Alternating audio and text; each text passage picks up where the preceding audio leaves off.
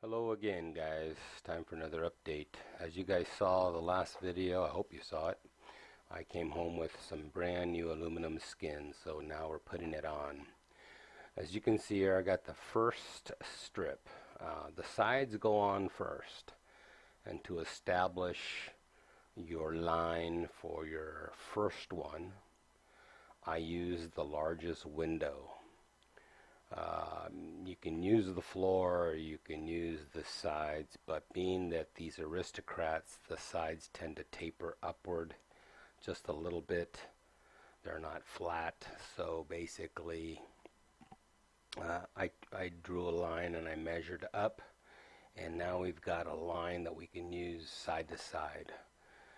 And the length of these strips of siding are 14.5 inches with a 13.5 inch coverage, and basically they overlap pretty much a whole inch.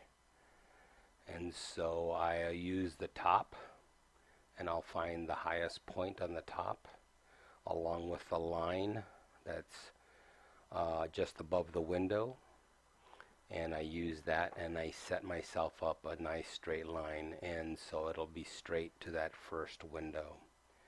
And then I'll staple a couple of areas on top to hold it in place, and then I will go down and staple along the bottom edge of the first piece, and then I slide in a second one. Once I have all the staples in, I slide in a second one. And what I did is I put two pieces up and I cut them. In other words, I cut the shapes, I cut the openings, I cut the windows, that kind of stuff. Then I did two more pieces. As you can see here, I'm on the next two pieces. And luckily, when the openings, they fell right openings of doors or cubby holes, for lack of better terms, words. And so that's what I ended up lining them up with. And so I got away with a lot of cutting, not having to do a lot of cutting, I should say. So there we have pretty much one side done almost. Now I'm going to be putting in two more pieces, another white one. There's the other white one, and then I will be putting in my color piece. My color piece is going to be a gold color. If you guys didn't know already, the name of the trailer is going to be Goldie Lots. Not Locks, Lots. Lots. She's going to have a lot of gold on it. Yep, I drew some blood. I actually put a staple through my finger. It came right at the tip and cracked my nail. Take a good look at my nail. I drew some blood. Yeah, there's another one there, another look. I even christened the trailer with a couple of drops of blood as well, but luckily they were cut out pieces. They weren't pieces that were going to stay on there. They were actually cut out. So there's one drop there. And another one coming up here in just a little bit.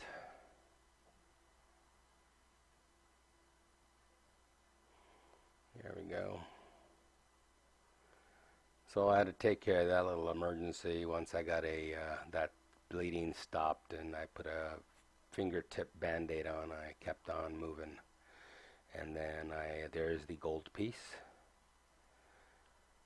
and so now I will be trimming that gold piece. So I have to trim the door opening and then along the bottom of that piece there. Now that took the longest time to trim because the bottom has to be trimmed. The fender well going up and around the fender well has to be trimmed. And a lot more staples have to be used as well, because you got to staple along the bottom edge until you get, some people use J-rail flipped upside down as a piece to cover that. I actually bought a what they call L-rail, and that is it's going to be, in my case, it's going to be black. I'm going to paint it black, and it's going to cover that bottom edge of the gold piece. And those are my electric shears. I wanted to show people what I use to cut and trim the metal. The electric shears are the absolute best. But you've got to be careful. You got to practice with this. It can get away from you. Now, second day, that was all done on the first day. Second day, I spent some well, not the same amount of time, less time, because I knew this side was going to go a little faster. So what I ended up doing, actually putting all 5 white pieces up at the same time,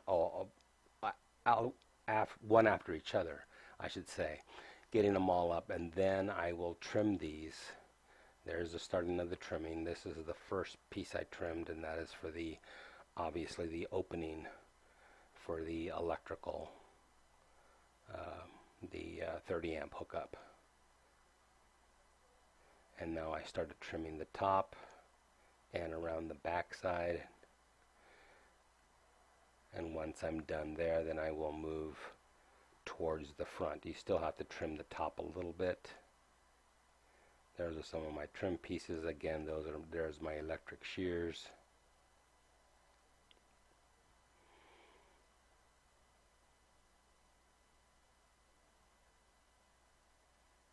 There's the roof line, and again, it's not flat. There is a little bit of roundness to it, so you have to find that one spot where the very top you can staple to it, and that you're not going to cut that. Now this is the front side. Again, the street side towards the front, I should say.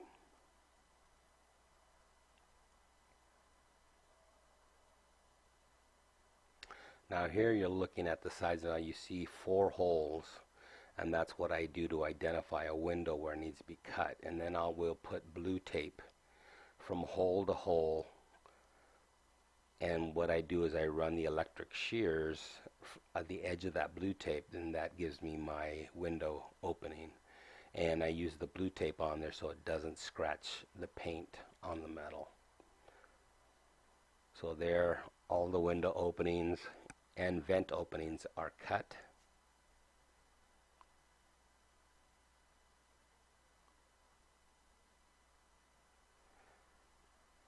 And now I'm adding the gold piece. Be trimming that off. And again, I try to save as much as possible. For whatever reason, a patch, something goes wrong, I have to put a patch in. So I move it all to one side and just cut the majority of the panel on one side. That way I can save myself a big piece. And now it's done. It's all trimmed, stapled along the bottom, all done. And that's it. It takes a while, it's slow, it's time consuming, it's tedious work, but at the end, as you can see, very gratifying that it looks beautiful. It looks very nice. Thanks for watching, guys, and again, big thanks to my friend and neighbor Jeff for helping me out over the last couple days.